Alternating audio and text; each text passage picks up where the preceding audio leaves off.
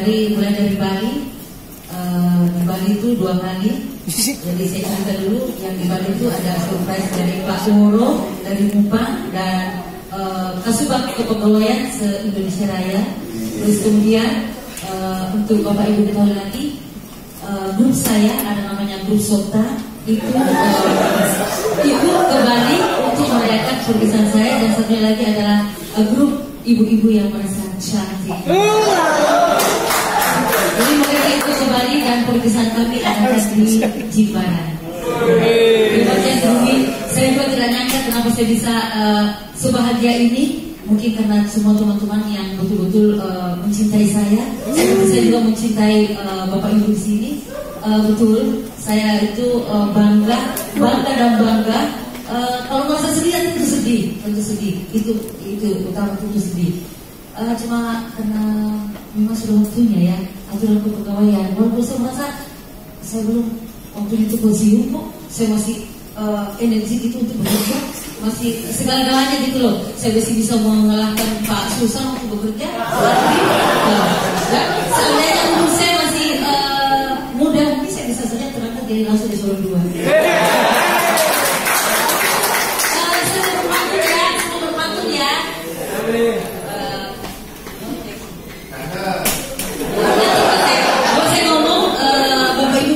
Ya,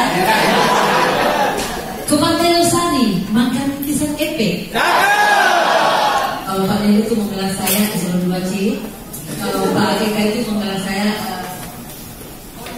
cerewet, tapi cerewet dalam arti cerewet dalam pekerjaan. Jadi Pak Eka itu selalu ngomong, contohnya ibu ini, walaupun sudah tua tapi tetap pekerjaannya tetap sukses. Isinya sudah ada. Saya sudah tadi mau menahan, tapi tidak apa-apa. Kalau semalam itu memang tidak bisa saya hindari. Gratis aja mengalir gitu loh. Padahal saya berdoa, mudah-mudahan saya tidak menangis, tapi tetap bisa melewati itu. Namanya sedih ya. Saya bangga sedih bukan karena saya ini, karena tim kreatif anak-anak saya memberikan surprise yang begitu betul-betul apa ya, yang saya tidak nyangka.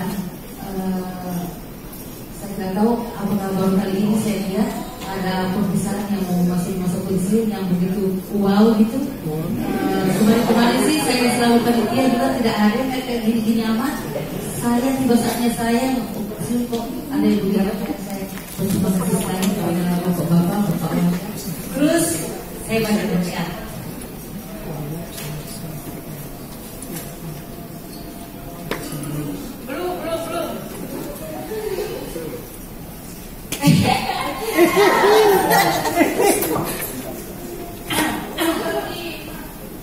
Saya sebetulnya Pak tidak mau menangis, saya sudah berdoa, jangan menangis, jangan menangis. Saya sudah berdoa, saya jangan menangis, saya jangan menangis, supaya saya bisa utarakan semua apa yang ada di sini, saya bisa sampaikan dengan baik dan bisa didengar oleh Bapak Ibu semua yang ada di sini.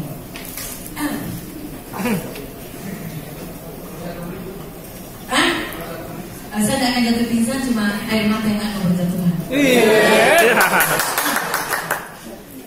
Sesungguhnya saya tidak dapat berkata-kata.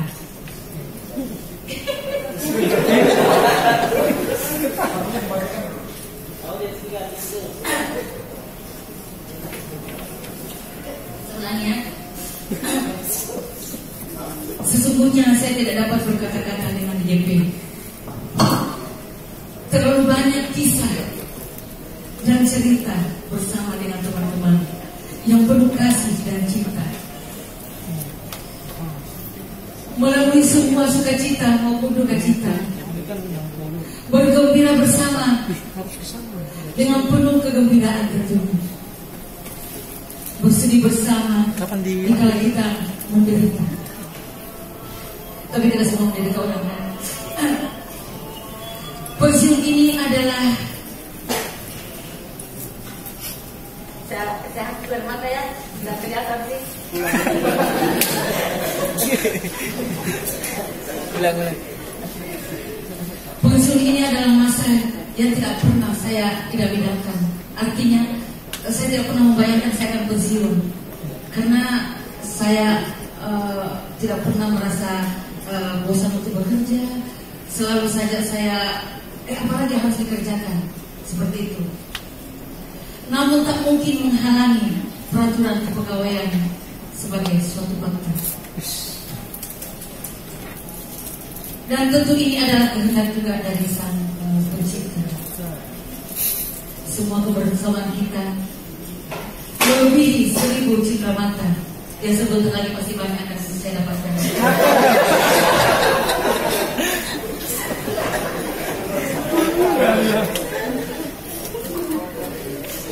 Itu sebenarnya nangis.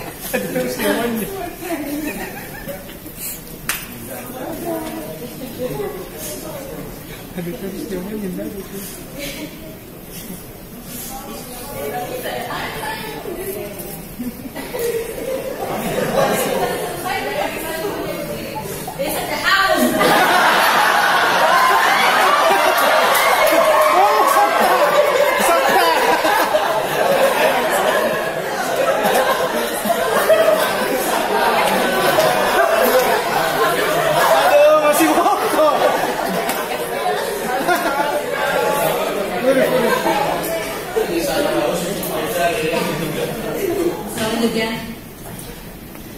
izinkan saya, Siti Menyansar, yang senantiasa tangguh sebagai seorang wanita.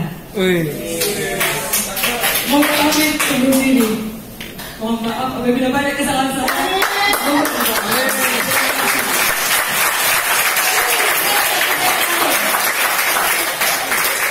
Ada pantun saya terakhir, tapi saya mohon maaf Pak Wanda beserta bapak-bapak yang lainnya apabila ada kata-kata saya yang selama ini 5 tahun 2 bulan saya berada di Kanwil, mohon dimaafkan ya, karena saya itu memang orangnya suka berbuat-buat, tapi hati saya paling lembut.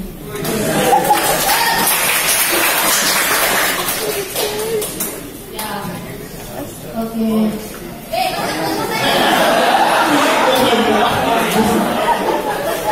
Air di atas dahan. Jatuh ke tanah dengan seizin Allah. Terima kasih untuk semua kebersamaan Bapak Ibu. Mohon maaf untuk semua hilaf dan salah saya.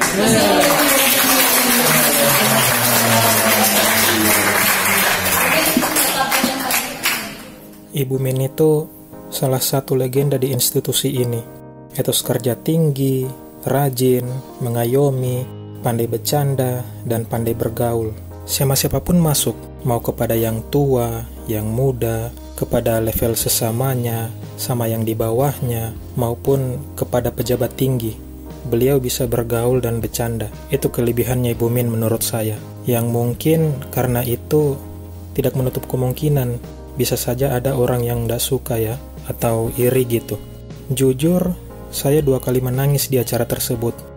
Yang pertama saat momen tadi, dan yang kedua pada saat foto bersama. Saya kebanyakan diam, leherku sakit, tidak bisa berkata-kata. Untung saja saya duduk paling belakang, jadi saya bisa mengusap air mataku yang tidak dapat tertahan. Saya terharu, melihat orang lain saja saya terharu seperti itu. Kebayang seperti apa jadinya kalau saya melihat momen perpisahan orang tuaku. Mungkin lebih sedih lagi. Sangat jarang saya mau bersalaman dan berfoto bareng di momen perpisahan seseorang, selain karena saya menderita hiperhidrosis yang membuat saya tidak pede untuk berjabat tangan sama orang lain. Saya juga merasa karena tidak ada kedekatan, baik secara personal ataupun secara emosional. Ini mungkin kekurangan saya. Seharusnya saya tidak boleh seperti itu. Jadi ini sesuatu yang tidak pantas untuk ditiru ya. But nobody's perfect. Itulah kekurangan saya. Saya mungkin bukan siapa-siapa bagi Ibu Min. Saya jarang cerita ataupun apa dan tidak pernah berada di bawah beliau langsung. Bu Min punya geng sendiri. Tapi itulah saya. saya tidak akan bisa melupakan kebaikan seseorang, walaupun kecil. Beberapa tahun yang lalu, kami sudah pernah sekantor di Bulukumba. Jadi, saya sudah kenal beliau dari tahun 2010-an kalau tidak salah. Waktu itu saya belum menikah. Waktu itu saya dan teman-teman, para anak muda bujangan, sering main ke Makassar kalau weekend ataupun mau pulang kampung, tapi transit dulu di Makassar. Kami tidak punya tempat singgah. Ada sih rumah teman yang lain yang orang Makassar juga, tapi karena mungkin jaraknya lebih jauh dari kota atau tidak strategis dan daya tampungnya tidak sebesar di rumah Ibu Min, jadi kadang kami lebih sering nginap di rumah Ibu Min. Jadi kami banyakkan waktu itu. Anak-anak Bu Min juga masih pada kecil, masih pada sekolah waktu itu. Jadi rumah itu nampak seperti rumah singgah atau bahkan panti asuhan gitu. Saya merasa lucu kalau ingat yang itu. Kami dirawat, dikasih makan, dinasehati, layaknya anak-anak beliau sendiri. Bahkan saya ingat suatu hari, pernah kakakku pun saya kasih nginap di rumah Bu Min tanpa beliau tahu. Karena waktu itu kondisinya sudah malam dan saya jemput dia di pelabuhan karena baru tiba dari Bau-Bau. Beliau taunya ketika sudah pagi dan bersiap untuk sarapan. Tiba-tiba beliau melihat ada orang asing di rumahnya. Ya, waktu itu masih kere kan, jadi pikirannya itu mau hemat aja gitu. Jadi kami pikir daripada kami nginap di hotel, keluar biaya lagi, lebih baik kita nginap di rumahnya Ibu Min gitu, gratis. Dan akhirnya uangnya kami pikir lebih baik digunakan untuk nongkrong, jalan kemana, karaoke atau apa ke, pokoknya gitu. Itulah kebaikan Ibu Min yang tidak akan pernah saya lupa gitu. Saya merasa tidak dekat secara personal, saya jarang cerita seperti yang saya bilang tadi, tapi saya merasa dekat secara emosional. Itulah mengapa saya bisa terharu dan mau mengabaikan rasa malu saya untuk bersalaman dan berfoto. Saya menganggap beliau adalah ibu saya. Saya juga dekat dengan anak-anak beliau. Bahkan yang ajarin saya main gitar pun itu tergolong masih ponakan beliau. So, dengan hati yang tulus, saya doakan agar Ibu Min selalu sehat, bahagia, lancar rezeki. Kalau mau buka usaha, usahanya lancar. Anak-anaknya juga nanti bisa jadi orang yang sukses. So, selamat memasuki masa purna bakti Ibu Min. Terima kasih atas semua kebaikan Ibu Min kepada saya.